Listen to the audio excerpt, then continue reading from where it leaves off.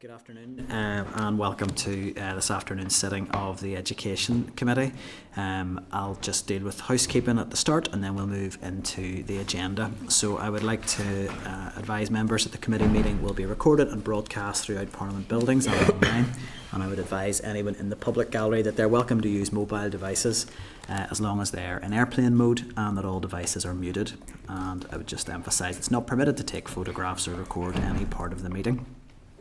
So that brings us to item 1 on the agenda, which is apologies. So we have apologies received from Cara Hunter, Cathy Mason and David Brooks, who again just to emphasise they are on Assembly business in America, and we have no other apologies recorded at this stage. Any members have any other apologies they're aware of? No. So that takes us on to item 2. So that's just chairperson's business. Now I'm going to actually propose that we move straight on from that, but I have 2 items in chairperson's business I would like to propose, but they both will require a committee agreement on them. So we only have quorum for taking evidence currently. So we'll revisit chairperson's business when we're quorate for decision making. So that takes us to item 3 on the agenda, and that's declaration of interests. Do members have any declarations they wish to declare in relation to any items on today's agenda? No. If that should change, obviously indicate as normal so that can be recorded. Item 4 then is matters arising. So just very briefly, really just to note that there have been some additional written submissions that have come in relation to the School Uniforms Bill from Resource NI, the Presbyterian Church in Ireland, CARE, and we think and NIPSO also have provided a written submission. So it's just to make sure members are aware of those and that they are taking those into consideration when we consider the bill later in the agenda. Obviously, if members haven't had the opportunity to read them yet, they can do so in their own time. And the only other item then on matters arising, members will recall the committee has agreed two motions to go forward. As just to confirm that it does appear likely, based on scheduling, that our motion on restrictive practices in education may be scheduled before recess. Our motion on the back of our concurrent meeting with Economy is likely to be after recess, and we can revisit that after the summer recess to ensure that the matters are all still timely at that stage before it would appear on an order paper. But that's really just to note at this stage. So I'm going to just track back to chairperson's business, just because I have a couple of items that I would like to seek some committee agreement on. So 2 things. The first thing I would like to raise, and I just want to check through the clerk, has that been circulated by email or is that to come in terms of the statement? I circulated by email. Thomas is also went in, but you should be able to find it in your email just now for discussion. That's fine. Yeah. So just to appreciate it's a short notice, but it has been a very busy week, as we'll all agree, but I felt it would be appropriate for the committee to make a formal statement on the racist violence that we saw unfold over the last week or so. I know the Minister dealt with it fairly comprehensively in the Chamber during question time. So there has been a short statement circulated that was drafted by the Clerk for members' consideration. I would content to propose that be endorsed and released if members want to just take a moment to review that. I appreciate it is short notice, but I did think it would be timely to make a formal statement on that. So I'll give members a moment if you can just let me know when you've had a chance to read that. Intercultural Service is correct, isn't it? Yes, Intercultural Education Service, yeah. While members are reading that, I'm just going to flag just for information, and then we can revisit it. We also had an event in the week that I sponsored and the Deputy Chair co-sponsored on effective intervention in nursery and early years. It was a report launch from the NAHT, so I just want to put on record my thanks to the NAHT for their work on that report. It's a key area of interest for the committee in relation to early years, and saying it crosses over both of those, and I think it's an excellent report with some really practical and pragmatic recommendations around actions that can be taken. So I would also like to propose that we we do formally invite the team behind that report to present after recess on that. That feeds into both two clear strategic priorities for the committee. So, in relation to this statement, first of all, are members content to endorse that? Mm-hmm. All agreed? Okay, that is fine. If I could maybe ask the clerk just to read that statement, just for the record and anyone observing. And give me amendments if you like. The Committee for Education today made clear its unanimous abhorrence of the racial violence in local towns in the past week and deplored its divisive and traumatic impact on young people in school. The committee agreed wholeheartedly with the Minister's comments in plenary that every young person in Northern Ireland, whatever their background, must be respected, protected and supported. The committee supports the Minister's commitment to interventions on behalf of traumatised pupils by the Education Authority's Emotional Health and Wellbeing Unit and its Intercultural Education Service. The committee urges increased and programmatic resourcing of these services to help support development of kind and diverse school cultures and young people who can all be confident and proud of their varied stories. So the committee has agreed that wording, so we can get a statement released on that. In relation to the NAHT, can I just seek members' agreement in terms of inviting them to present on their effective intervention in nursery and early years report? You agreed? Agreed. Chair, just to comment on that, I want to echo the sentiments that you expressed. I thought it was really good. Unfortunately, I couldn't stay, and I assume you probably couldn't stay the whole time either. Yeah. But I thought it was a really good report launch. I thought the report itself was really, really important, and the context of it in terms of, earlier and faster interventions, and the fact that it was produced with problem-solving intent. So I just want to say absolutely be good to have some further detail on it, and welcome the authors to the committee. I think that what I really appreciated about the report was it was presented in a very constructive manner. They were very clear. They weren't there to have a pop at anybody or to just be given a forum for to list complaints. It was very solutions focused and very practical. So I think it was really worthwhile event, and be good to hear from them. Okay, so we are now able then to move on to item 5 on the agenda, which is draft minutes. So it is page 8 in members' packs, and that is the draft minutes of the Education Committee meeting of the 11th of June. And can I seek members' agreement that the minutes are a complete and accurate record of proceedings? Are we agreed? Agreed.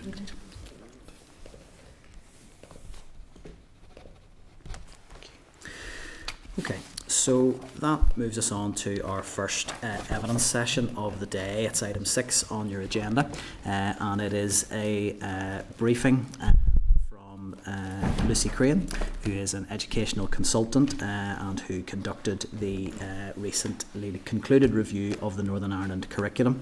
So I'd refer members to the clerk's cover note at page 17, the terms of reference for the curriculum review, which is at page 19 of your packs, and the curriculum review report and its appendices at page 27 of your packs. So the witness, who I can see has now joined us, is joining via Zoom. So I'll just check before we do any sort of welcomes and introductions, Lucy, that you can hear and see proceedings okay?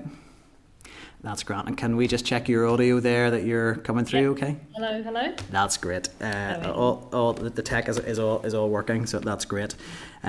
So you're very welcome today at committee, and I want to just put on record my thanks for your attendance at such short notice. We were very, very keen to hear from you, just given the publication of the review. We are deep in the process of scrutinising the school uniforms bill, and don't have a huge amount of space on our agenda, but we wanted to prioritise this evidence session, so we really do appreciate your flexibility in coming at quite short notice. So today we will be looking, and I'll let obviously Lucy to provide a much more detailed introduction to the work of the review, but we are looking to understand the brief, the methodology and the results of the Northern Ireland curriculum review. So if I could ask in terms of, and I know this is a very substantial piece of work that you've delivered, but if I could ask for an initial presentation of up to 10 minutes, and then we can move into question and answer at that stage. So I'll hand over to you. Of course. Hello, and I'm very pleased to be here. Thank you for the invitation. It's a great privilege to be presenting, albeit in 10 minutes, my work on the review to you all this afternoon. I look forward to your questions. So as you alluded to, this will be a very big picture overview, but I'll speak about my sources of evidence, key findings, and a few high-level recommendations, and I welcome your questions on anything further. So my remit for this review has been to develop a set of policy recommendations focused on the curriculum's purpose, design, content, and implementation. And in doing so, I've drawn on a range of sources. Firstly, observing lessons and shadowing students in 11 schools and education settings, including education other than at school setting. Around 70 focus groups and meetings with stakeholders from across the sector, so including, of course, teachers, school leaders, young people, parents, business leaders, teacher educators, and the wider community. We put out an open call for evidence, which received 149 submissions. We also designed a national teacher survey that was completed by over 1,400 teachers, which teachers also, there were some open text boxes there, so that was particularly helpful also. Recent evaluations of the curriculum in Northern Ireland, insights from other education systems, and then drawing as well on research from fields such as cognitive science, and particularly around the role of knowledge and the role that plays in learning. So I've used the data and that theory to come up essentially with, as part of the review process, to come up with a working theory of what effects the existing curriculum framework is having in schools in Northern Ireland, and with a recognition of how that has different effects potentially in different contexts within different types of school. And then based on that working theory, I've then identified potential changes to the curriculum and related policies that support the curriculum that are therefore likely to address the problems that were raised as part of the data analysis and in the stakeholder groups based on that analysis. And then also bringing to bear my knowledge of curriculum design in other countries and various cognitive science research, particularly again on that relationship between knowledge and skill. So that formed the basis of my recommendations. And in making those recommendations, I was particularly keen to consider how the existing strengths of the curriculum could be retained. And I built that into my proposed model for a new curriculum framework, which is one of my recommendations. So I'm going to talk briefly again about the main strengths and weaknesses of the Northern Ireland curriculum as identified in those stakeholder groups. So in terms of the key strengths identified was the emphasis on skills development, which was seen as really important for preparing young people for life beyond school. A focus on cross-curricular connections across different subjects within the curriculum. Breadth and balance that was inherent within the areas of learning. A focus on playful learning in the early years. And then flexibility to respond to the needs of children. So I've considered all of those in making my proposals for a new curriculum framework. And again, just being very conscious, very mindful all the time that any proposed changes to that curriculum framework didn't diminish the existing strengths of the curriculum. So there's a real intention to hold on to those strengths. So that last strength of flexibility is particularly important, but at the same time that the way that feature has been expressed in the current curriculum framework means that it's also been identified as a significant weakness of the curriculum. So in other words, there's a lack of specificity in the curriculum. And that was identified as a problem in itself, with teachers saying that they found the curriculum to be vague, but also it's a cause of other problems that were identified as part of this review. So we're just going to go through a few different problems that are related to this lack of specificity. So many teachers, for example, teachers and parents pointed to unequal standards and learning opportunities between schools. Because when a curriculum isn't specific, schools and teachers are, of course, left to interpret those broad aims on their own, and it can result in very different learning experiences for students depending on where they go to school. So, for example, I had a few discussions with whole classes of year 8s in which I was asking them to write down what they remember learning about various subjects in primary school, and within a single class, what they reported that they'd learnt in primary school was vastly different, both in terms of what they had learnt within science, but also the extent to which they remember learning science at all, just to pick one example. And that leads to difficulties with pupil progression, especially across transitions between key stages, and extra especially that transition between primary and post-primary. because if you haven't got a specific, carefully sequenced curriculum, it's quite hard then to build on learning from year to year. And I spoke to many Year 8 teachers in particular who described that they were having to start from scratch in many of their subjects because there was such a big disparity in the existing knowledge and skill of those students coming from different primary schools. That in turn can lead to, and was reported to lead to, repetition for some students, where students have studied something already at primary and they're then going over it again, which can lead to boredom and disengagement, but also potentially more harmfully, omission, where if you don't have a shared agreement on what should be taught and when, there is a risk that some students actually miss out on some really important learning that they then need as a fundamental building block for later learning. And that's particularly problematic for those young people who might not be able to fill in those gaps with educational support at home for various reasons. The lack of clear expectations also makes it difficult to identify where those gaps are in terms of student learning, and therefore to address them. And then final two, and that all are linked to this lack of specificity, is it can lead to excessive, or rather exaggerate excessive teacher workload, of course, recognising that there are many different reasons for teacher workload beyond curriculum. But teachers, especially in the teacher questionnaire, many of them in the comments, referred to reinventing the wheel, that they felt because that there was so little specificity and therefore commonality, it made it more difficult for them to share resources with other schools, and they felt that they were then therefore having to create a lot of what they were doing for themselves, which contributed to their workload. And then finally, again, an issue which is not solely a curriculum problem, but this lack of specificity does also contribute to a feeling of curriculum overload, where there's not enough time in the curriculum to get through everything. And that was reported by some teachers because they felt there was a pressure to cover everything, just in case, because it wasn't prioritized within a curriculum what those most essential knowledge and skills were. So for all of those reasons, one of my key recommendations is that there should be a new curriculum framework designed, which is more specific about the important learning that all children should have access to, specific enough to support common interpretation and therefore to support common standards across schools. Pivoting slightly to talk about key features of what this proposed school curriculum framework should or could look like. Other key features of that are that it should be purpose-led. The existing curriculum, one of the strengths is it is clearly purpose-led. It has an aim and objectives that are generally well supported, and that should remain, albeit I've suggested some small changes that I'm happy to discuss later on in our meeting. But part of that feature being purpose-led means including articulating what the capabilities are which all young people should develop as part of the purpose of the curriculum, and therefore, retaining that really important focus on skills. It's really important that does not get lost. Another key feature is that it should be knowledge rich. And now this is a term which is often misunderstood, and therefore I'm going to explain what I mean by that.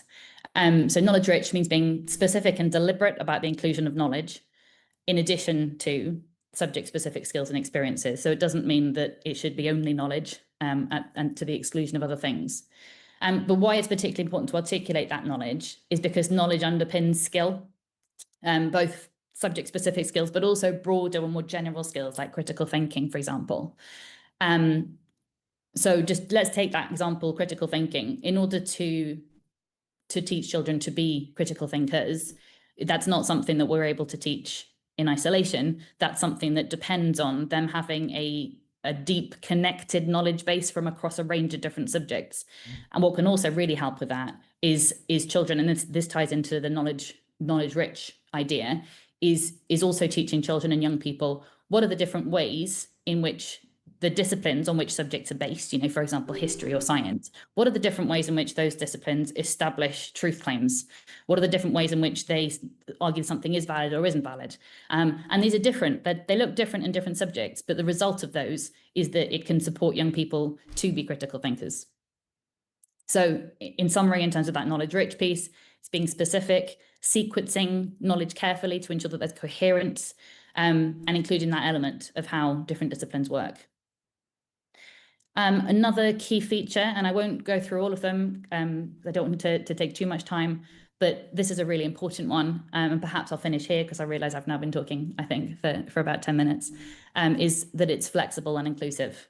Flexible was a key strength highlighted by teachers in these focus groups, and flexible in two ways, both of which I seek to retain in this proposed new curriculum framework. Flexible over the contexts. So in other words, being able to link learning to children's lives, to what children already know, to their areas, to their communities. It's really important that isn't lost.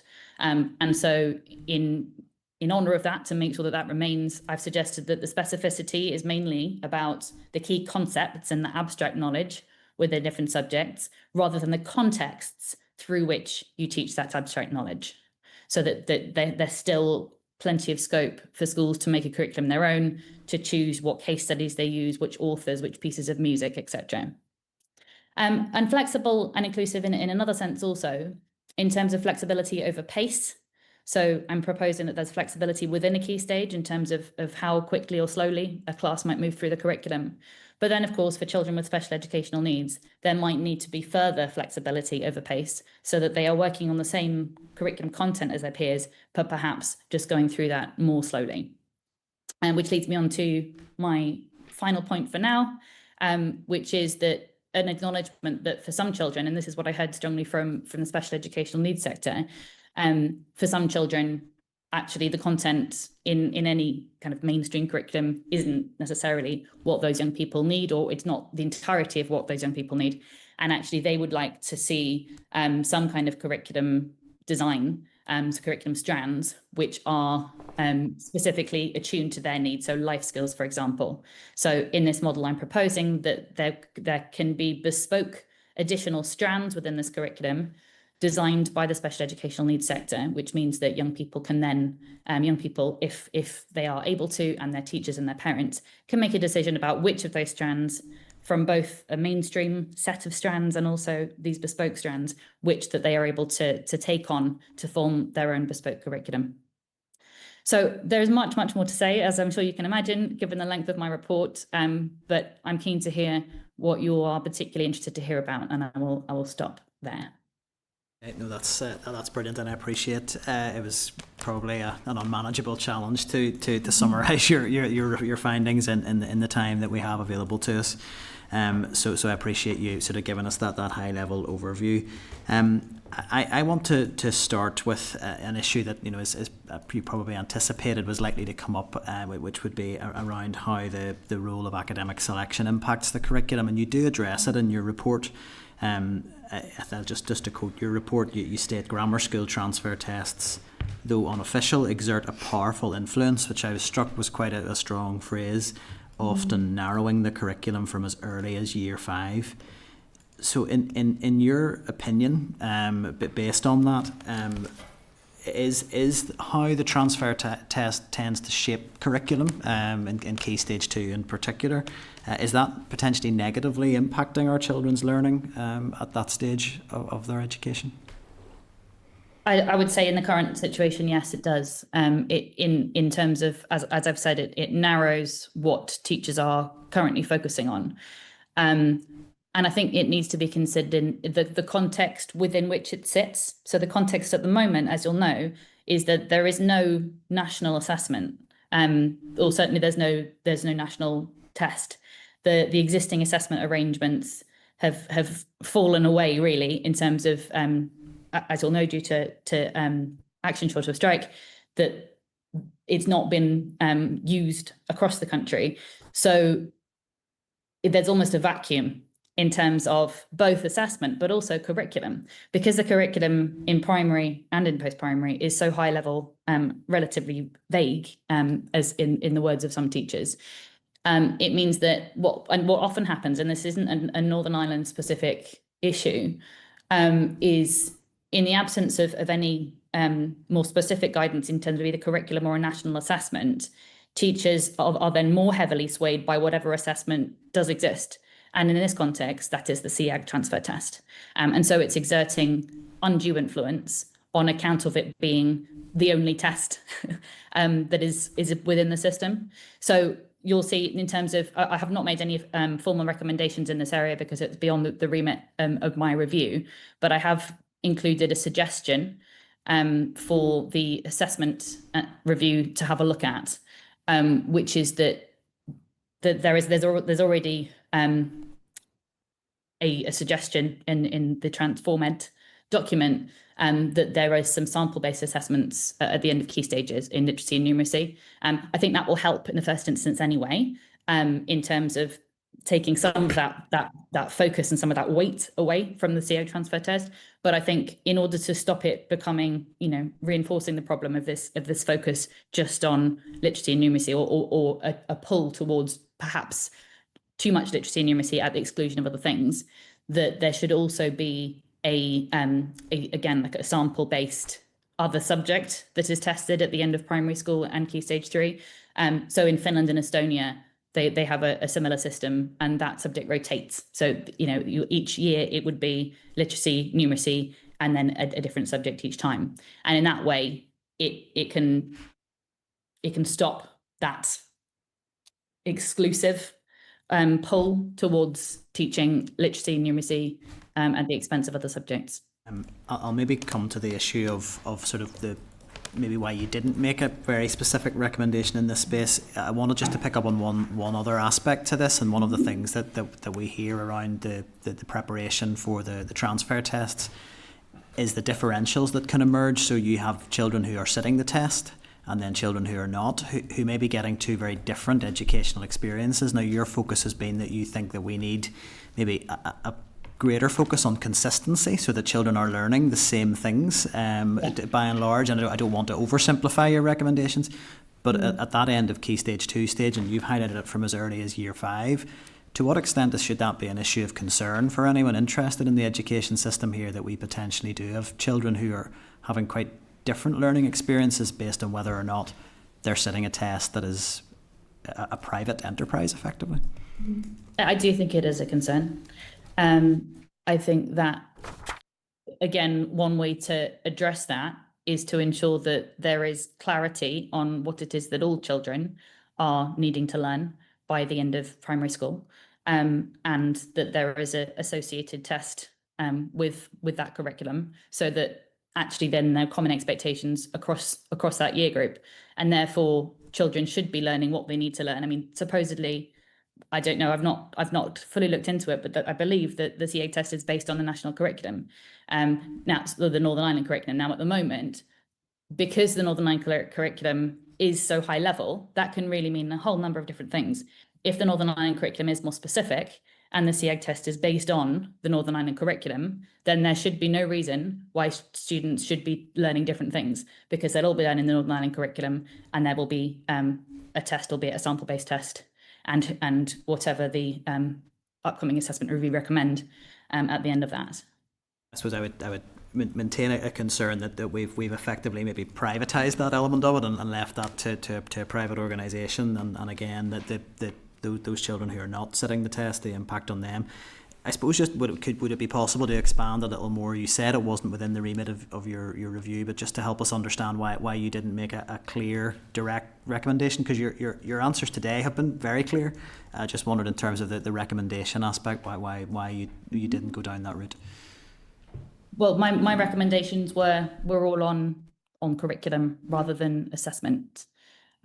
So that's why I've framed it as a suggestion in the review, and that's something I would expect the assessment review to make a recommendation on. Yeah, no, I understand that, and I agree. We need to not conflate curriculum and assessment. I think we're always at danger of doing that. I suppose it's just that you did clearly reference the impact that the tests have on curriculum and learning.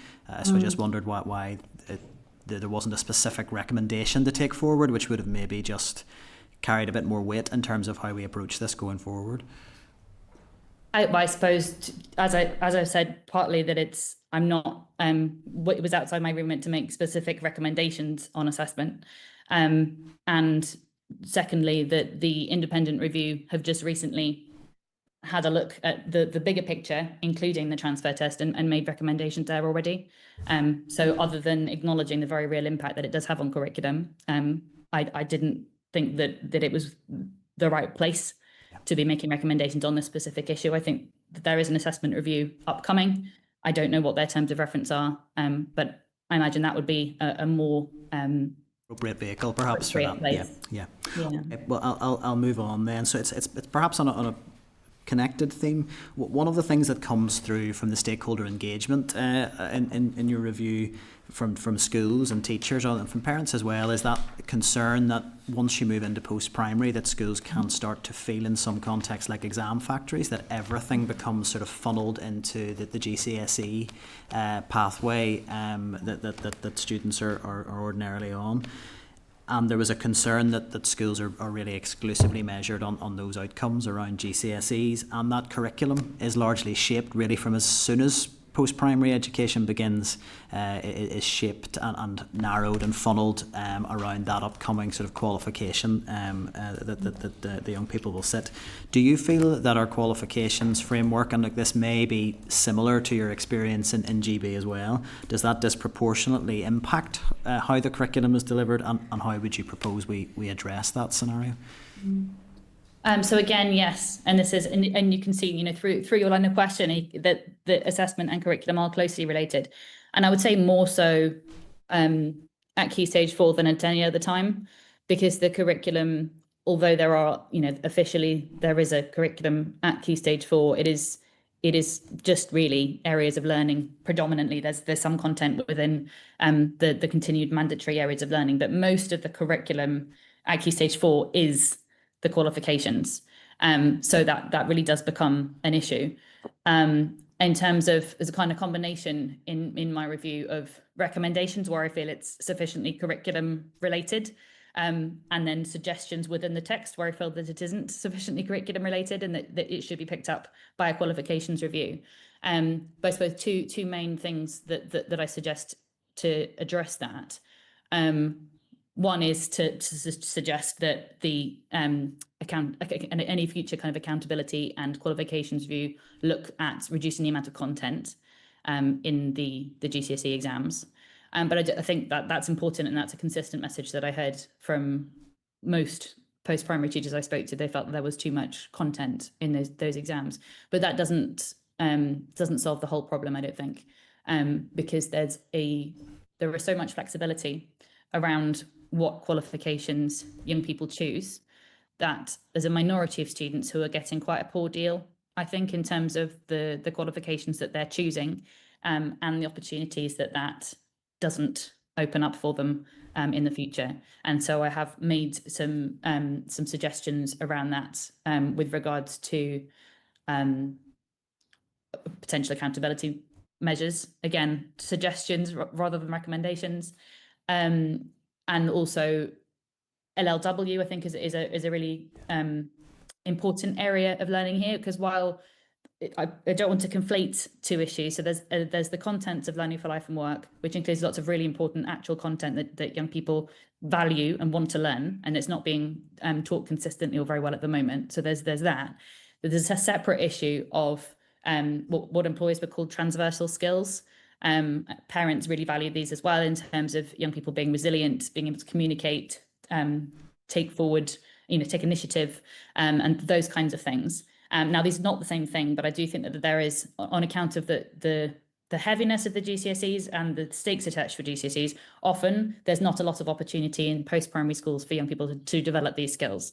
And that was something that I heard from post-primary teachers. So what I have recommended, therefore, to try and create space for that is that a natural home for, really very deliberate development of these skills is within that the Learning for Life and Work area of learning. But that it has been, so consistently did I hear that LLW is not taught properly, that I think, the brand is beyond repair. And I think, the contents of it are fundamentally important, the employment, the citizenship, the personal development. And I think those strands need to be given their due importance. And so I've recommended that they are, the citizenship strand is reallocated to being part of environment and society with history and geography, and that the other two at Key Stage 4 form part of the an employability and wellbeing area of learning instead. This is a multiple step answer. It was such a big and important question. That alone isn't enough, because what post-primary teachers have said to me is that the reason that they don't give more attention and time to LLWs is there's not time in the curriculum. Then they're also they're not recognised for that learning. And so what I have recommended is that there's actually a qualification associated with citizenship, employability, and personal development, and that there is more project-based learning, meaningful projects through those strands, and an opportunity for students to both develop those important skills, but also reflect on that learning. Yeah. And that is certificated. And then I have suggested to for future reviews of qualifications that they might consider taking such a certificate and making it a core part of a new accountability measure, along with a broad and balanced qualifications selection at Key Stage 4. Well, I appreciate the detailed answer. Certainly when the committee was carrying out its inquiry into relationship and sexuality education, we heard that feedback so clearly from young people that they felt that LLW was simply not meeting their needs. The potential, the content potentially could have done that, but in terms of how it was delivered, the frequency with which it was delivered, the priority attached to it in their schools, really, you've used the phrase "a brand beyond repair" may be the case, but it would be, it's such crucial content for young people to get right. Look, there are a number of other areas I'd like to explore, but I'll maybe revisit them if we do have time at the end. But I want to make sure other members have the opportunity to come in, so I'll pass over to the Deputy Chair at this stage. Okay, thanks, Chair, and thanks for your presentation, Lucy, and for your report. You said during your presentation there, during your contribution, that there are gaps in the learning of some children that are needed at later stages in their learning, or they're going to fall behind. Where are those gaps? Reading is the most obvious thing that springs to mind. So there are a sizable proportion. I haven't got the data to hand, but young people, and certainly it's reported to me by post-primary teachers of Year 8, that there are a sizable proportion of young people coming into post-primary without basic reading skills. Do you have an explanation for that? Yes, and no doubt, like anything else, it's multifaceted. But one part of that is a lack of consistent teaching of phonics, and a kind of clearly laid out sequencing of this is important knowledge and skills that children need. And it differs in different subjects in terms of how hierarchical these things are, but certainly within reading, in order to do Y, you need to know X. And at the moment, there's very little detail in the curriculum around reading, to the extent where, it will say that children, the curriculum statement will say children should be enabled to read, which is, of course, a very worthy aim, but doesn't give teachers much support and help in terms of, well, what are all of the different components of knowledge and skill that together build up to mean a child is able to read. So I think more specificity in that area would be helpful to support children, because once you have that, you're also able as a teacher to then, have a look at what children are making mistakes on and say, the problem here is it a comprehension problem, or is the problem here that they haven't been able to, is it blending, or is it that they haven't been able to identify these particular graphemes? So once you have a kind of set of, well, this is a knowledge and skill and how it can accumulate over time, you're better able to make sure that all children then have access to that knowledge and those skills. Okay, thanks for that. And the last time I was speaking to you, when you were carrying out your work before the report was published, I asked you if you had read the ESRI comparative study of education systems north and south, and you said you had the report, but you hadn't read it at that time. I'm just wondering if you have read it in the meantime, because as I pointed out at the time, the education system in the north lags way behind the south. Far greater numbers of pupils here leaving school without qualifications, and far fewer going on to third level education. In fact, there was also research published there just a couple of weeks ago to show that the South has the highest per capita level of people between the age of 22 and 64 with a bachelor's degree or above. I'm talking about in the world, the highest levels in the world. And, you know, given that we are so close geographically to that system, surely there must be some learning taken from that. And I'm wondering, did you include that in whatever research you were using to carry out your review? This is a real memory test, isn't it? As well. So I did have a look at it. I don't recall there being that much on curriculum specifically in there, but I did consider the curriculum of the Republic of Ireland on account of those differences in outcomes, as you mentioned. And specifically, you know, I had a good look at their primary curriculum, albeit I know that they are in the process of changing it. And forgive me if I sound a bit like a one-trick pony here, but I do think it is very significant. Their primary curriculum clearly sets out what children need to know in each different subject, and when they should be taught it. And I do think that's a very solid foundation for then further study at post-primary as well. So forgive me for not having a kind of a more comprehensive analysis of that report and what I didn't take from it, but I can promise you I did read it at the time, along with many other things. I can't remember the details of it. Okay, and I wasn't expecting you to have granular detail, but one of the big issues it did flag up was academic selection. And, you know, it's already come up in your discussion with the chair here that academic selection is actually skewing the curriculum. Particularly when there's a class of children where some are doing the academic selection test and others aren't.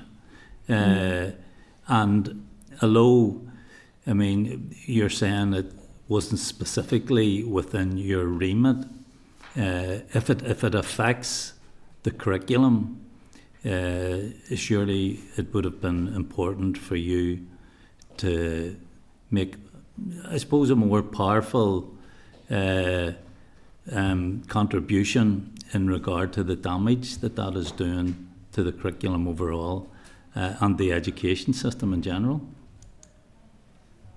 I mean, I do think it is causing a problem in Key Stage 2 in terms of the narrowing of the curriculum. And I did write in my report to that effect. It is a problem. It does exert a negative impact on the curriculum in Key Stage 2. And as I said earlier in the meeting, I think a large part of that, or a significant solution to that problem, is to have a specific enough curriculum that there is a clear expectation of what all children should be learning, so that you don't have a system in which some children are learning one thing and other children are learning another, that everyone has specific high expectations of what they're learning in Key Stage 2. And that is tested, not in any kind of high stakes way. And it's a whole other issue for us to start talking about accountability, but I certainly wouldn't be supporting or advocating for a system in which tests were used to be ranking schools or students. But to have a national assessment that allows for teachers to understand where their students are, what they're not able to do, what they are able to do, and for that to support curriculum and school level curriculum design, and I think would really help. Just in terms of going back for a moment to the ESRI report and your own knowledge of the primary curriculum in the South, would you suggest that the curriculum here in the North would move much closer to the model that's in operation in the South? So yes and no. So yes, in terms of the level of specificity. No, probably, and I've not done a kind of full analysis of both curricula in terms of comparing them, but I think just having had a look at their curricula in the Republic of Ireland, it is quite full. So that's the only thing I would say, is that one of the things that I've recommended for a new Northern Ireland curriculum would be that it's focused, so that it needs to be specific, but it's very easy when you start getting specific to then overload the curriculum with too much. And so I think probably in relation to the primary curriculum in Ireland, it would need to be slightly slimmer. But that that would have to be based on a full analysis of the relative volume of the two, which is certainly beyond the scope of my 6 months. Okay, thanks for that. I just want one final question around the numerous recommendations in the curriculum review on the need for a specific approach regarding the needs of Irish medium education. And what are your proposals to ensure that these inequality issues are addressed? So I heard from the Irish medium sector that the existing curriculum is not working for them at all. Even in its high level form, there was not enough flexibility to take into account the differing needs pedagogically of learners who are learning in an immersion context. And the sector made really clear, fantastic exposition of why that was a problem and how they needed something different. And so what I've recommended is that now in some areas, and I'm thinking of the curriculum as strands of, within a subject, there'll be different strands and domains of knowledge and skill. There will be some strands that are completely appropriate for the Irish medium sector, where it can be a case of careful translation or adaptation. But there will be other areas where it needs to be bespoke. It needs to be completely different, because learners are learning through, sometimes learning through a second language for them, or sometimes they're learning through their first language, but they're then subsequently later on learning through English as well. So I've recommended that the Irish medium sector is supported both in terms of time and resources to look at the research on immersion education and design bespoke strands in those areas that need to be bespoke, and then adapt those strands that don't need to be as different. And it will depend on the subject. Should there be a dedicated task force to take forward the recommendations?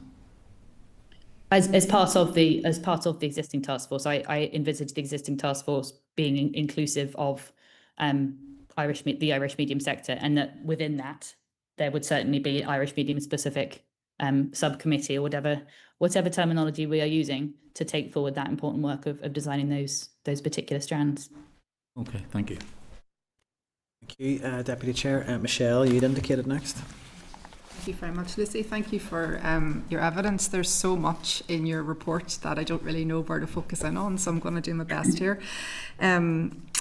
One thing, I'm actually just going to start with one that's a personal interest, actually, that stood out from the report. I speak to a lot of schools, and primary schools have raised the issue of school readiness quite considerably. I think almost everybody I speak to is so concerned about this issue, so it was good to see that that's included in your report.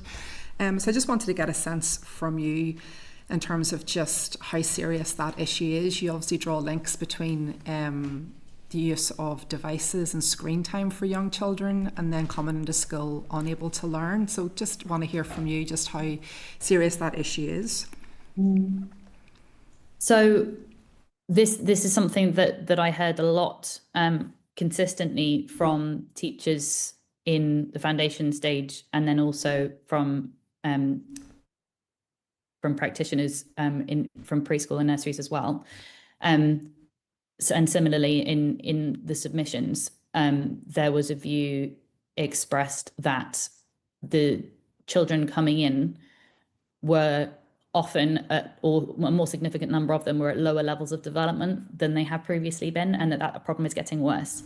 So children are coming in physically less developed, unable to do, kind of some fairly basic things that they would previously have expected 4-year-olds to be able to do.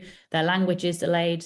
They are seeing more social and emotional issues and difficulties of children coming in. I have alluded to the fact that my hypothesis is that this is linked to screen time. I can't prove that. I can't prove that increasing screen time is leading to this difference, but it is a difference that we see across the UK and similar reports across the UK. It's not just Northern Ireland. And there is evidence that I've set out in my report that shows the harms of screen time for young children. So I think it's a reasonably robust hypothesis, but I must just for the record say that I cannot prove this link. Whatever the cause teachers are reporting it.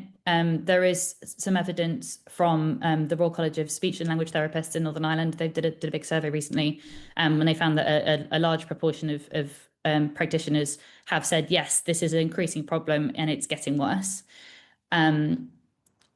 And so, therefore, one of my, I think this is like pretty fundamental. This is a ticking time bomb, in terms of, you know, those children are then going to be moving throughout school with all sorts of difficulties and needs. This is a problem for these children, and it's a problem for society in the longer term. So it really needs to be addressed. And what I've recommended in terms of one way to address that, other than the more general recommendations I've made around curriculum being specific and carefully sequenced, is early identification and having an early years framework will help with that. So I have recommended that there's an early years framework that sets out the kind of expected levels of development, not in terms of obviously of kind of assessing a child and saying, well, we expect you to be a high level, just everyone having a common understanding of, like, roughly speaking, where might we expect a child coming in at this age, what might we be expected to be able to do, so that practitioners are able to identify where a child might need some extra support or intervention.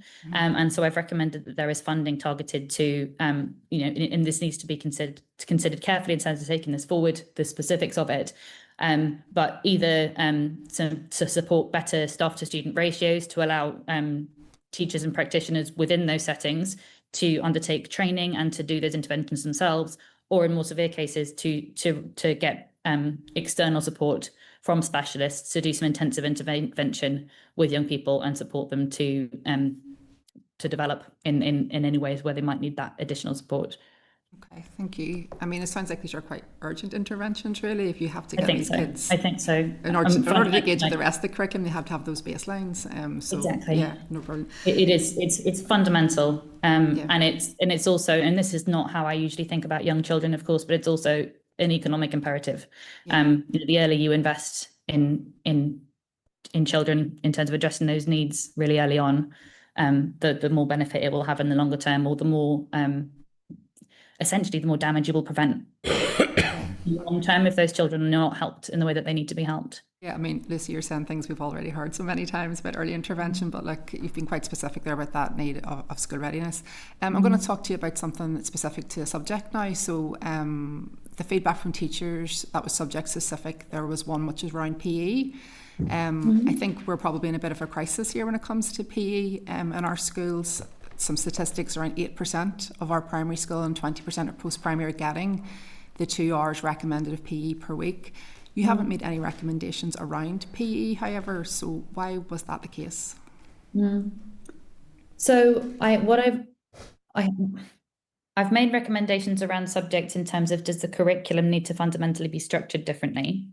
But I haven't in any subject made recommendations about what the specific content or time allocation of the subject should be.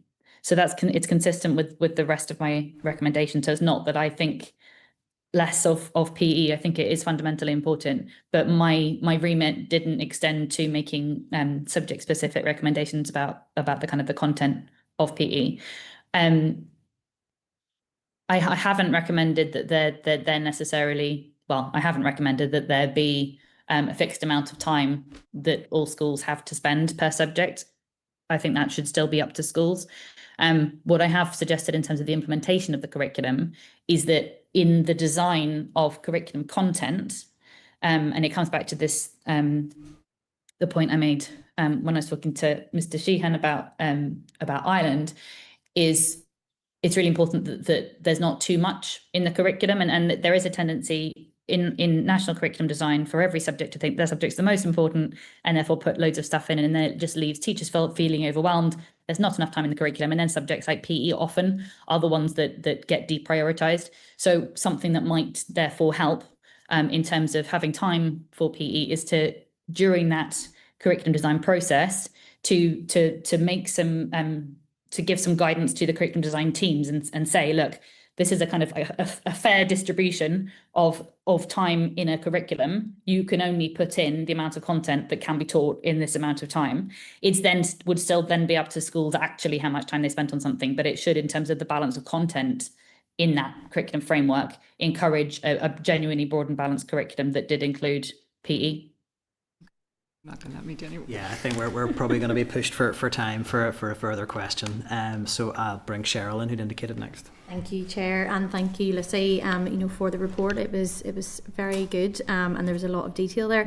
I just want to touch on careers education. So, obviously, within the report, you'd heard obviously it was inconsistent and underdeveloped, and the PAC committee also looked at the skills gap here in Northern Ireland, and the Youth Assembly have raised that they believe it should be earlier, and most members weren't aware of any of the skill needs within Northern Ireland that was required. So, just on your assessment of careers education, then, do you have any thoughts on basically the timing? Is it early enough, the quality and the consistency, and do you believe what is being taught, the skills, are actually aligned with what is required here in Northern Ireland?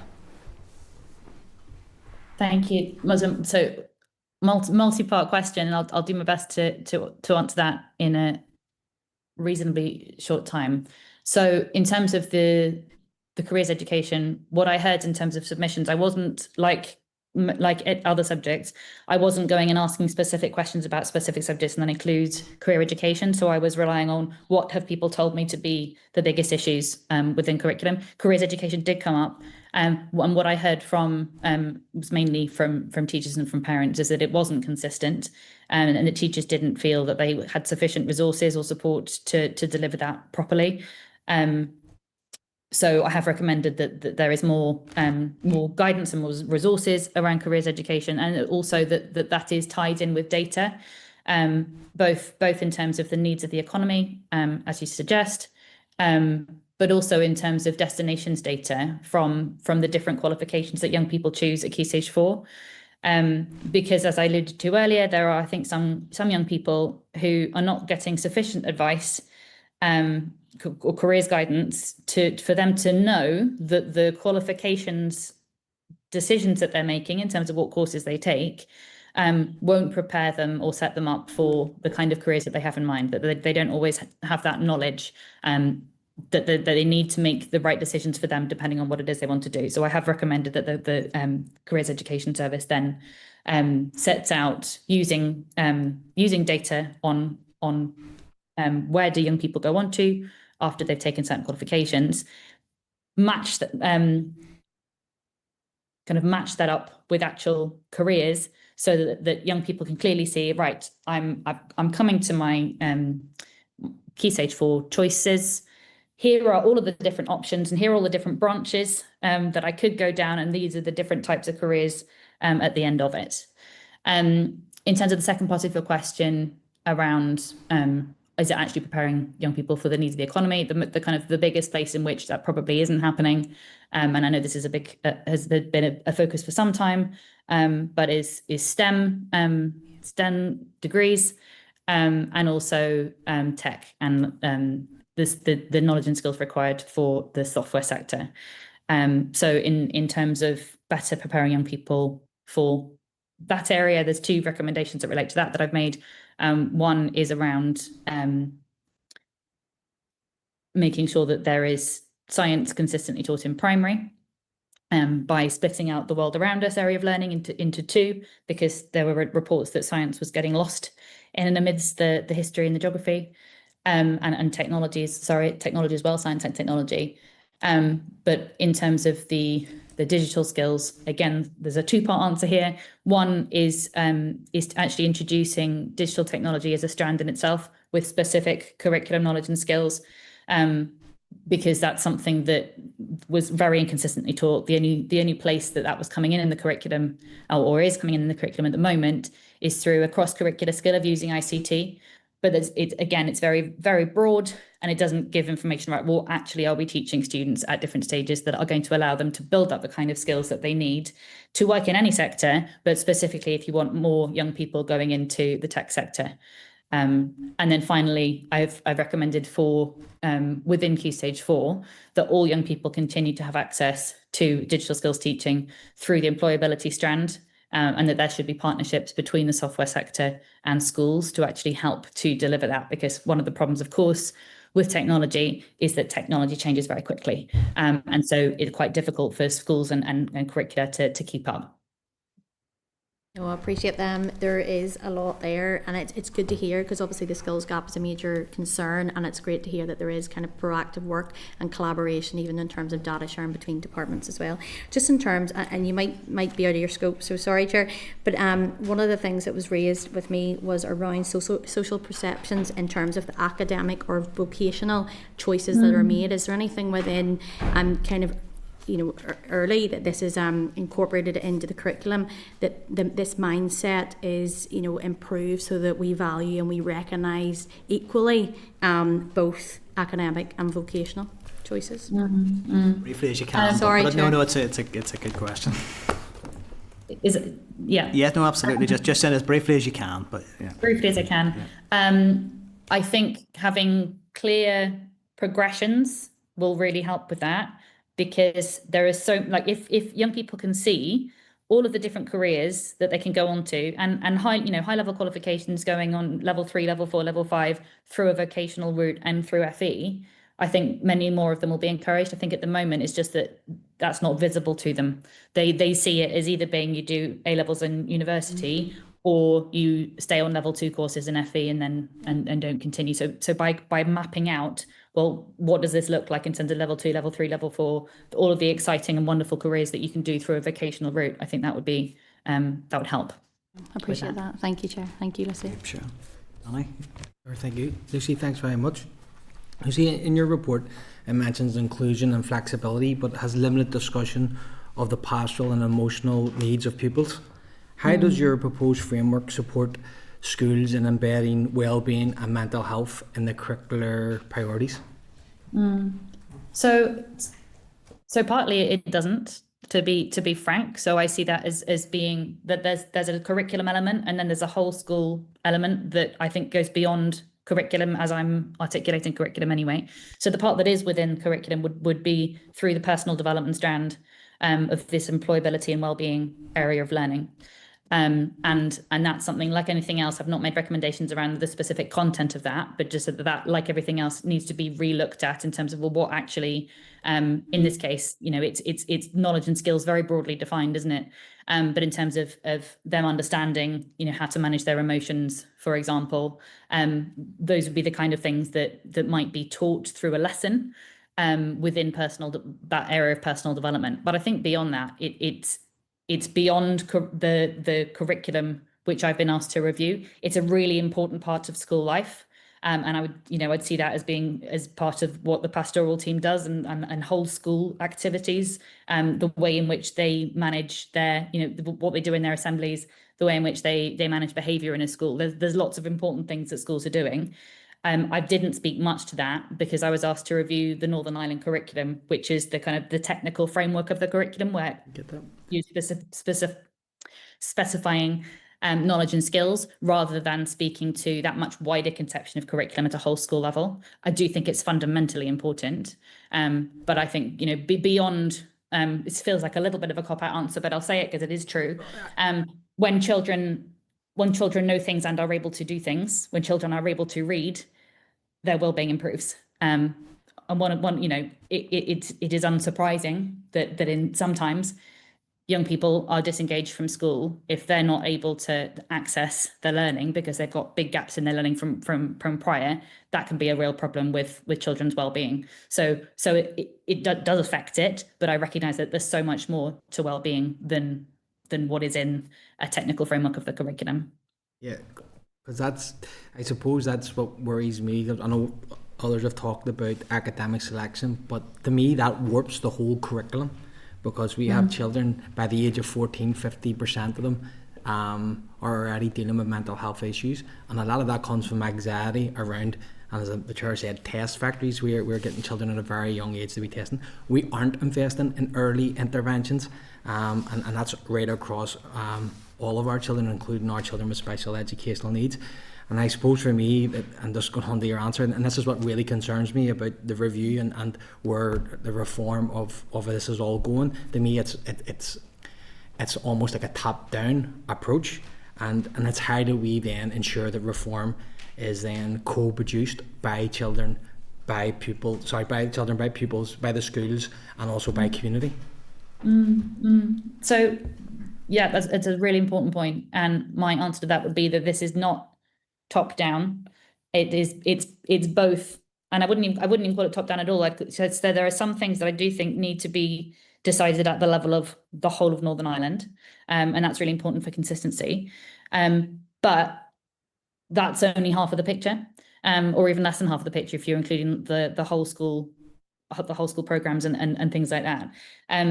Because my proposal is that what's in that national curriculum framework is specific, but it's about the kind of key concepts and the abstract ideas. It's not about the fully fledged, well-rounded, contextually driven schemes of work or units that schools might teach. And it is the teachers and the students and the community that can input into that. And so what you would actually see in different schools will be very different depending on the community.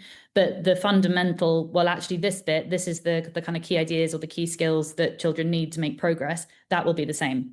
So there's scope that it's a kind of tight loose. There are some things that are fixed for consistency and coherence to allow students to progress, especially from primary to secondary. But there are other things that are loose to allow for exactly what you just said, input from the school community.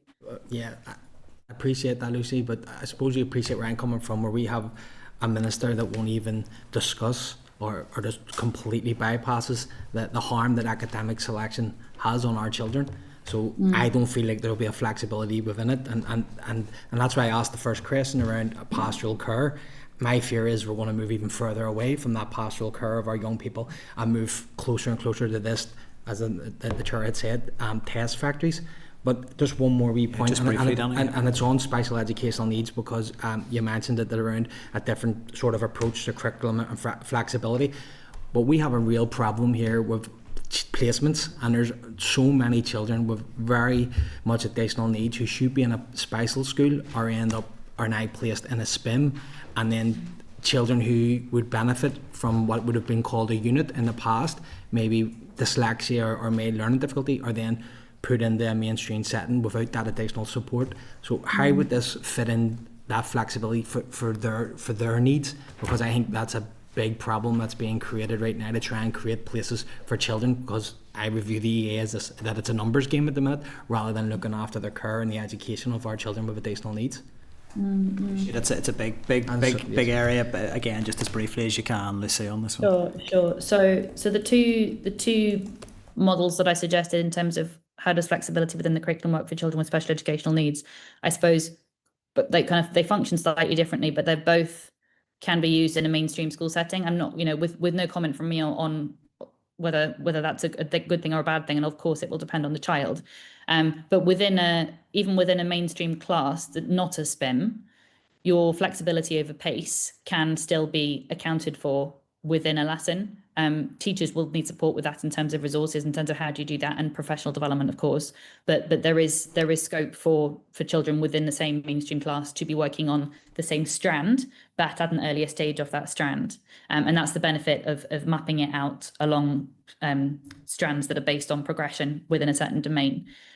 Within SPIMs, you then obviously have slightly more flexibility because you're not teaching at the same time as a whole mainstream class. And within SPIMs, they could use these additional specific SEN strands. We won't call them SEN strands, but that are designed by the SEN community professionals, which would include things like life skills, so that within a school, and this would need to be in conversation with the psychologist, where a child had a diagnosis and a statement. This is not a case of any child that's not doing well in school, we could just disapply them from the curriculum, of course.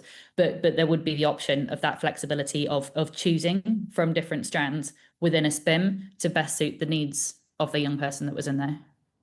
Any follow-ups there? No, it is. I think we're fast realising that the breadth of the issues here will perhaps in this evidence session we'll struggle to get through everything, and perhaps we can maybe just confirm we would be pleased to hear from you again if that was an option. Sure. But I'm not sure. Similar to the independent review of education, it was never quite clear how long their remit lasted after the review completed. But we'll maybe pick that up at the end. Peter, we'll bring you in for the final question. Thank you, Chair, and thanks for the evidence this afternoon. Lucy, look, I just really have one question, and it's really picking up on a theme that was concurrent throughout a lot of the questioning, which is really about reading, which you were just mentioning there, and how we teach reading and phonics in particular. In terms of phonics, there's a range of systems available, a range of phonics systems. There's generally, there could be 4, there could be more than that. Is it your view that one of those, scratch that, would you accept that different systems can work better for some children than others, or would it be your view that there is just one type of phonics system that should be employed for every child? Well, we're going to start by saying that I'm not a reading specialist, which is why I haven't recommended, and other than that it's also beyond my remit, I haven't recommended specific types of schemes in my review. That needs to be decisions made by the reading professional community. So I did hear evidence from reading specialists. It would seem to me that based on what they have said, systematic phonics is really important, but that there does need to be a consistent approach across the country in terms of different schools. But then it might be that children might need additional ways of teaching things in addition to that, rather than having a kind of complete mix of schemes across the country. But I would defer to reading specialists on that, and you have many of them within Northern Ireland, some of whom I met. So I think my main point would be there just needs to be more specificity and more guidance around what do you teach and when, rather than me recommending any particular approach. I might squeeze in one more then, because that was very short. To be fair to you, you have time. I know that. And Lucy, in your report on 11.22, you referenced smartphones and that they shouldn't be used in school as an educational tool for 4 reasons. I'm not going to read out those reasons, but you probably know where I am in terms of the report. Yeah. Previous to that, on your previous recommendation, you said about how the department should ensure that every school has enough devices for a class to have one-to-one device access for 2 hours a day. We will sometimes hear as a defence of pupil use of smartphones in schools that teachers have embedded how they teach certain subjects, and they use smartphones. So they might, for example, say, okay, we're going to do something on geography, everyone got a smartphone and find where Hawaii is, and that calls for every child to have a smartphone. Do you think that the curriculum is big enough, or does it need changed, that we don't need to use smartphones in that area to effectively teach a curriculum? Yes, I think that we don't need smartphones in any area to effectively teach a curriculum. I think I can understand why teachers might sometimes use them if every child in a classroom does have them. But I think the harms of every child having a smartphone, or there being an expectation that every child has a smartphone, outweigh any benefits that comes from finding out where Hawaii is instantly without using an atlas. Yeah, is my view. It happens to be my view as well. Thank you very much, Chair. Back to you. We like concise answers like that, Lucy, in this committee. That was great. I think that does bring us to the end of the session. There are many other strands of this that I think myself and other members would be keen to either pick up or to expand on. I would hope perhaps through the clerk and her team that we could maybe reach out if members are agreed around the possibility of another briefing session, perhaps after recess. But again, I'm not clear, formally how far your remit extends beyond the completion of the review, but perhaps we can follow that up with correspondence. I was really clear in this session that I wanted to hear from you directly rather than the department advising us what your review said. I think it was really important to hear that from you, and there may be another opportunity to do that if members are agreed on that. So I'm not hearing any dissent. But again, thank you for your time, and it's very much appreciated. Very welcome. Thanks for having me. Thank you. Okay, so that brings us to the end of that evidence session. I think, like everyone will agree, there is a huge amount there potentially to continue to pick up. Now we are expecting to hear from departmental officials on the wider Transform Ed.NI agenda after summer recess, but if members are agreed, I would suggest the action arising from that is possibly to re-engage with Lucy Crehan just in relation to whether or not there would be scope for a further briefing if that's felt that's needed before we do the next bit of departmental engagement. We're agreed? Yeah. Agreed. Maybe after Transform Ed and see how the two. We could, or to pick it up after, Yeah, indeed, so- yeah. But it's encouraging to hear that there seems to be an open door there. So that's great. Okay, members. So we're going to move on to item 7 on the agenda, which was due to be. We had it listed as the departmental officials attending on the school uniforms guidelines and allowances bill. And again, unfortunately, the departmental officials have sent apologies for the briefing. Now, they have indicated that they intend to provide a written response to the points that the committee directed to them after our last meeting. So I think we had asked for that by the end of this week, so that it could be reflected in next week's pack. So we hope that does arrive within that timescale. I do just want to put on record my concerns. I think just in terms of how close we are now to completing the committee stage within the next couple of weeks, I think there are real concerns about the level of engagement at departmental level that we have. And I want to just refer back to when the Minister first contacted committee in relation to this bill. And I had been quoting, perhaps incorrectly, that he had been suggesting we conclude before recess. The Minister had actually, in very, very strong terms, stated that he had a hope that the bill would pass all Assembly stages due to scrutiny undertaken before summer recess, with the committee completing its stage on the 30th of May at the latest.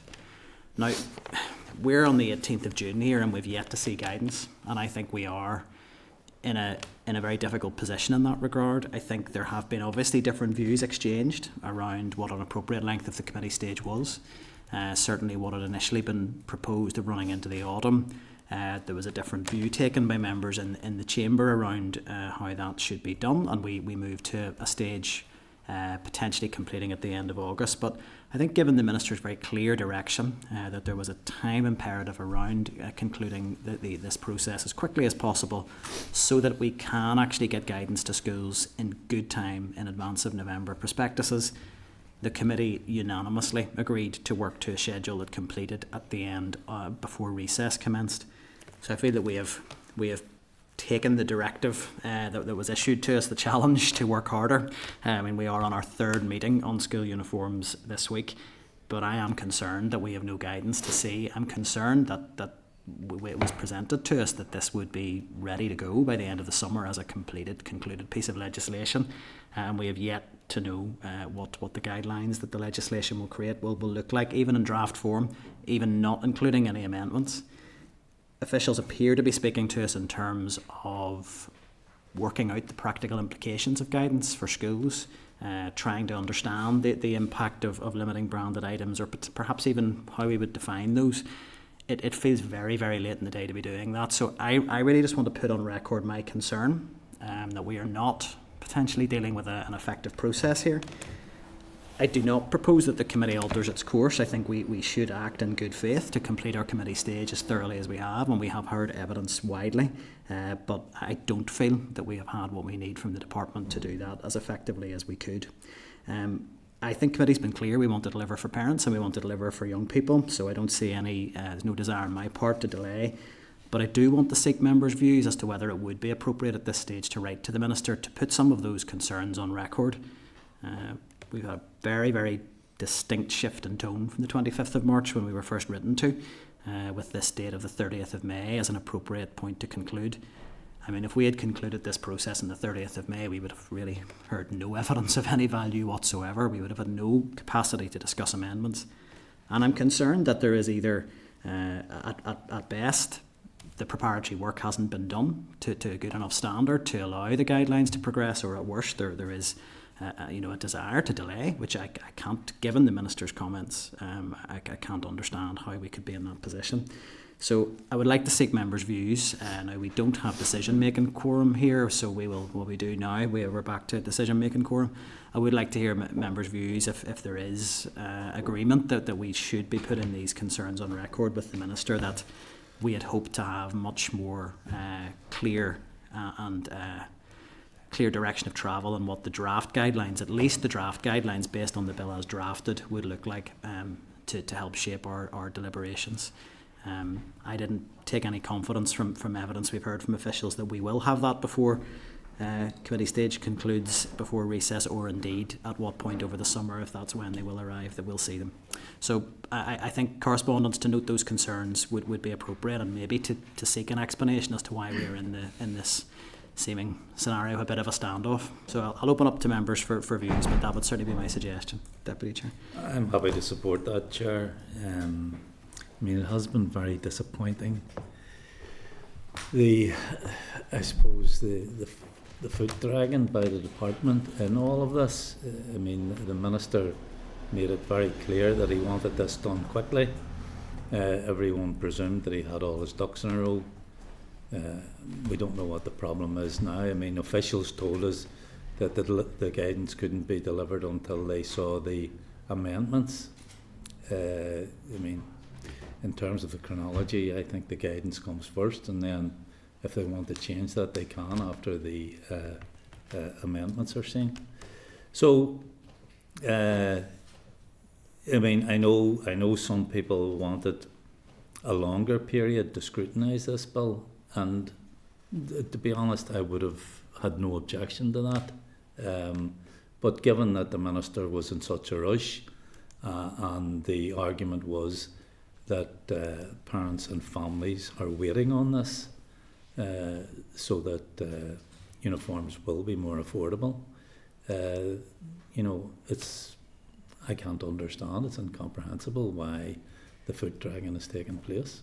So, I mean, let's write to the Minister, let's put those points to him and let him answer them, because at the end of the day, it's his responsibility.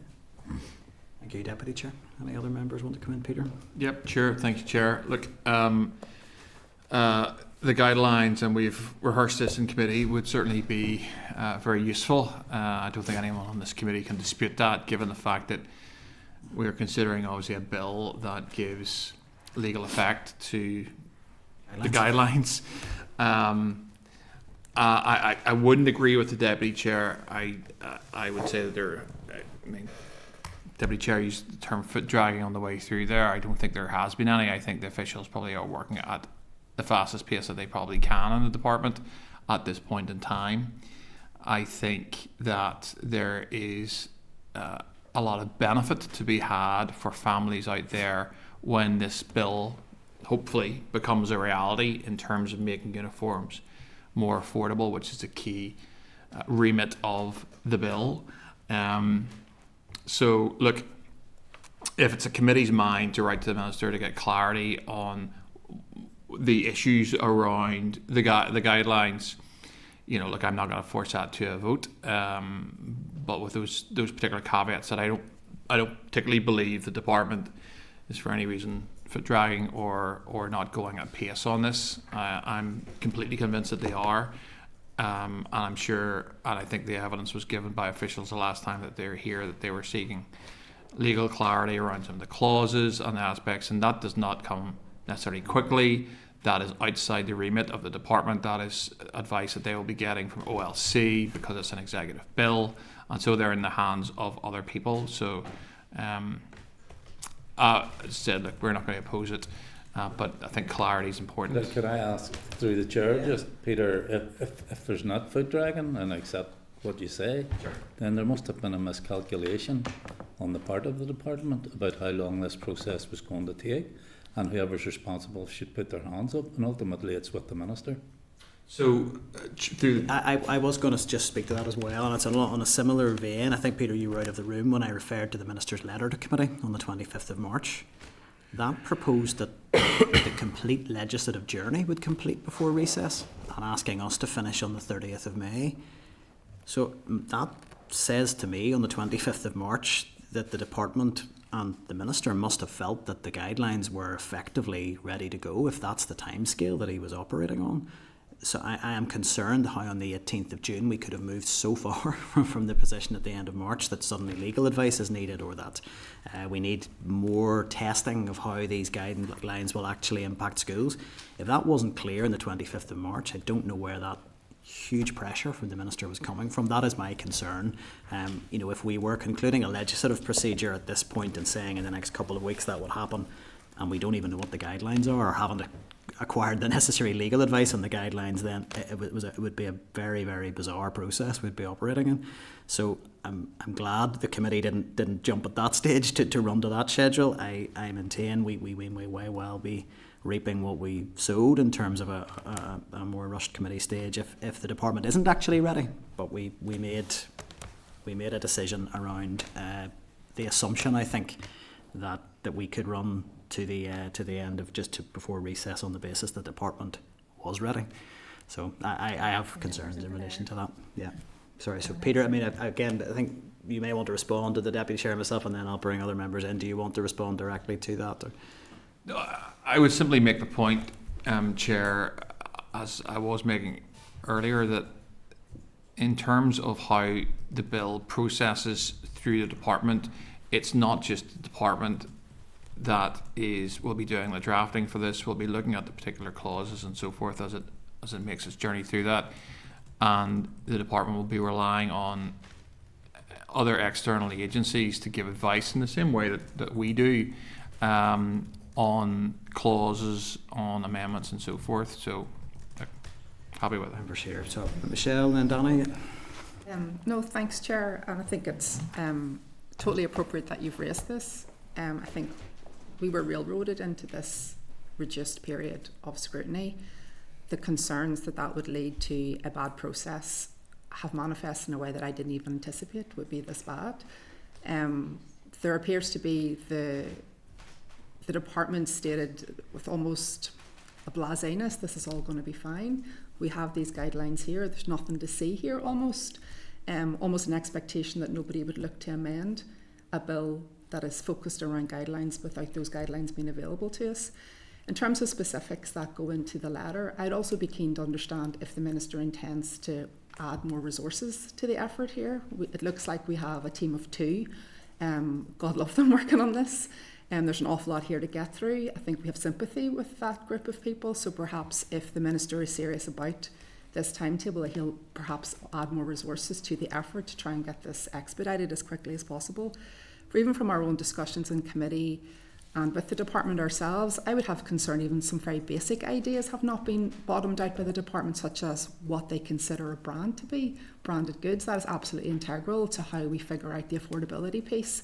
So again, if we could get some clarity from the department just how developed their ideas are around this bill, it really feels like very little has actually been bottomed out or decided. So how on earth we could ever have delivered this in the timetable presented to us feels now really disingenuous.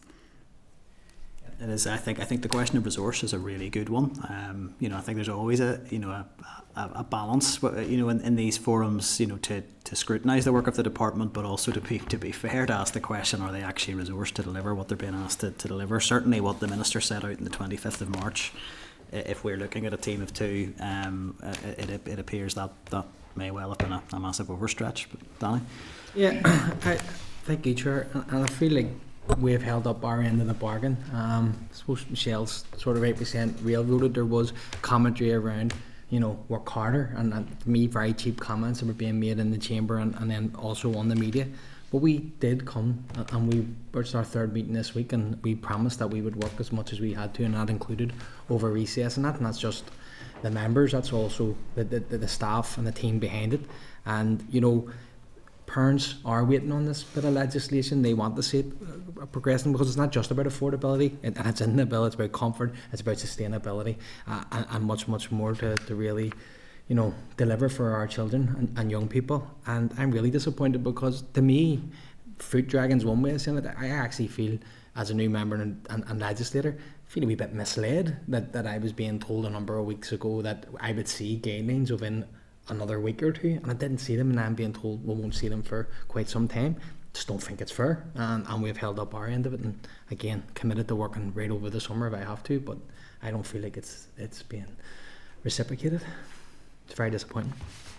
Thank you, Danny. Well, look, I think there's an agreement. I think noted Peter's comments noted for the record, but an agreement to raise some of these concerns with the Minister. I think particularly some sort of clear steer from his position leading the department when we'll see the guidelines, some questions around resource, and again I think to bottom out how well developed are these draft guidelines even, or are we clear, and have they been fully tested with schools? And I think if they haven't been, why were we being told in March that everything was set up and ready to go? So I think it was worth having this conversation. I think particularly, just that we are going to be moving into closed session now and in the next couple of items with members' agreement to discuss some of the bill scrutiny in a bit more detail. But I think it's important to just highlight that there are concerns in the mix around maybe the minister's just a bit impetuous, because if you think of his scheme for the phone pouches, and then he announces on the radio at the end of an interview that he's going to ban mobile phones. I mean, it doesn't make a lot of sense, does it? Well, doesn't seem to be a lot of thought put into it. So. We will see what response comes back. So thank you, members. So that moves us on then to the next item on the agenda, and I'm going to propose two things. One, that we take a quick comfort break, and secondly that we then move on to item 8, which is an oral briefing from the Bill Office in relation to the School Uniforms Guidelines and Allowances Bill. But I'm going to suggest that we do take that in closed session, just to allow a full open discussion around the points, and some of it does cover legal advice which was received earlier in the week, so it would be required to be in closed session on that basis anyway, if members are agreed. Agreed. Committee Room 29. Sound.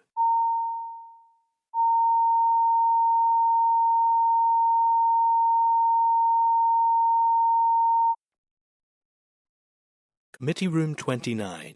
Sound.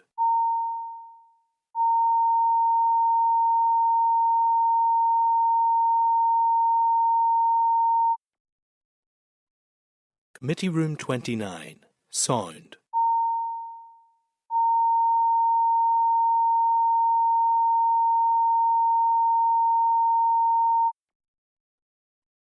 Committee Room 29.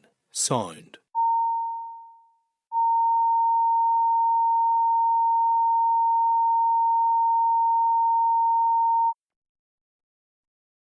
Committee Room 29. Sound.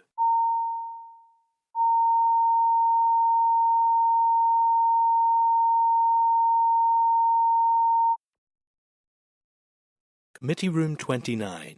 Sound.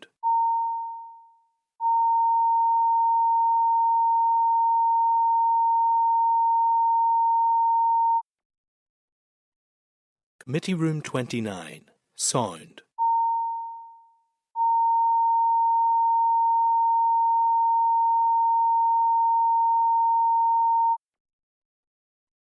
Committee Room 29. Sound.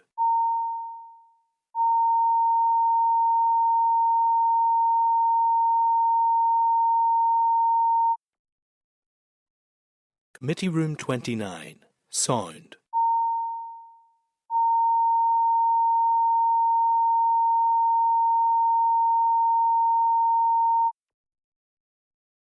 Committee Room 29. Sound.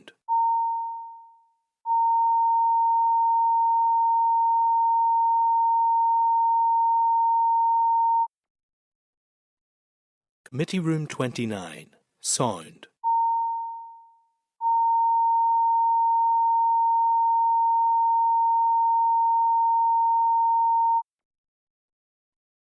Committee Room 29. Sound.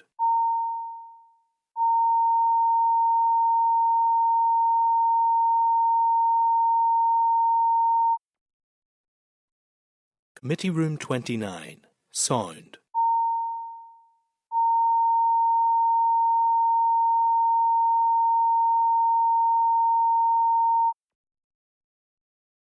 Committee Room 29. Sound.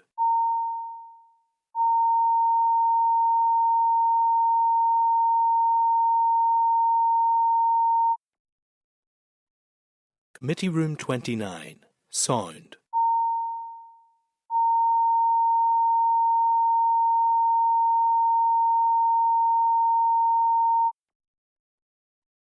Committee Room 29. Sound.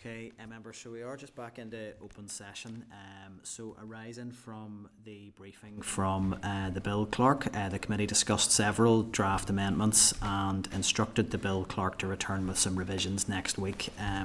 In relation to one proposed amendment, the division was sought, and for the purpose of the record, that division is going to take place in open session.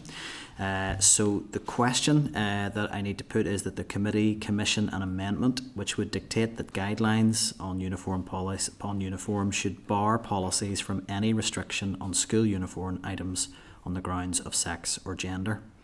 So can I ask all those in favour say aye? Aye. And those opposed say no.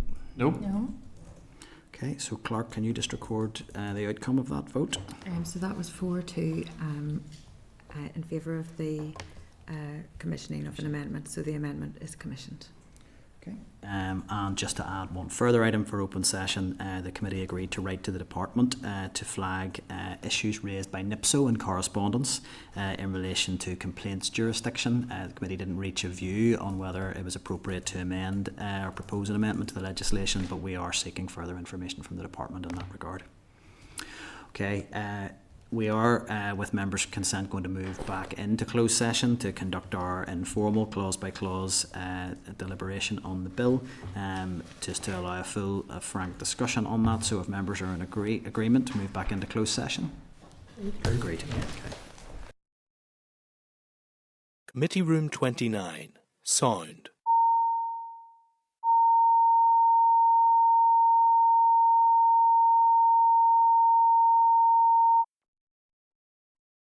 Committee Room 29. Sound.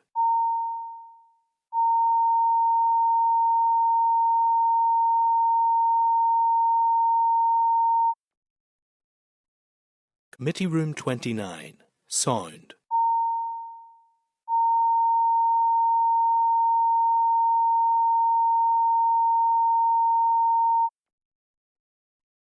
Committee Room 29. Sound.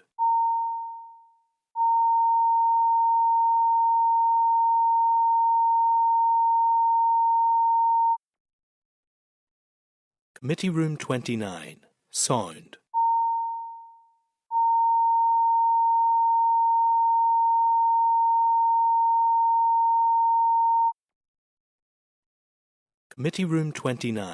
Sound.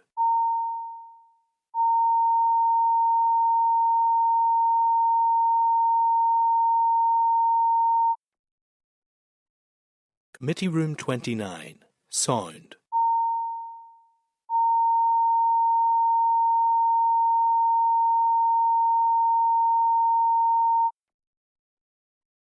Committee Room 29. Sound. Committee Room 29. Sound. Committee Room 29. Sound.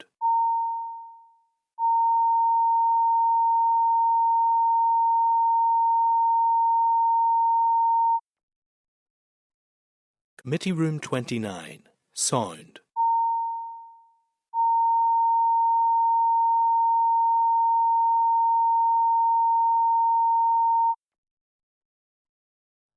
Room 29. Sound.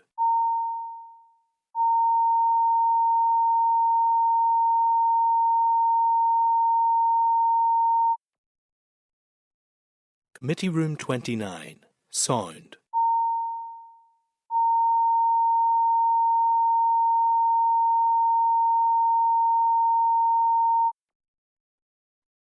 Committee Room 29. Sound.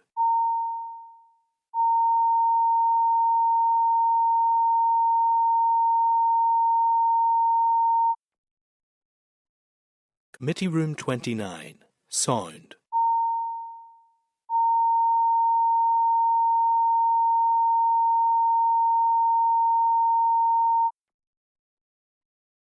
Committee Room 29. Sound.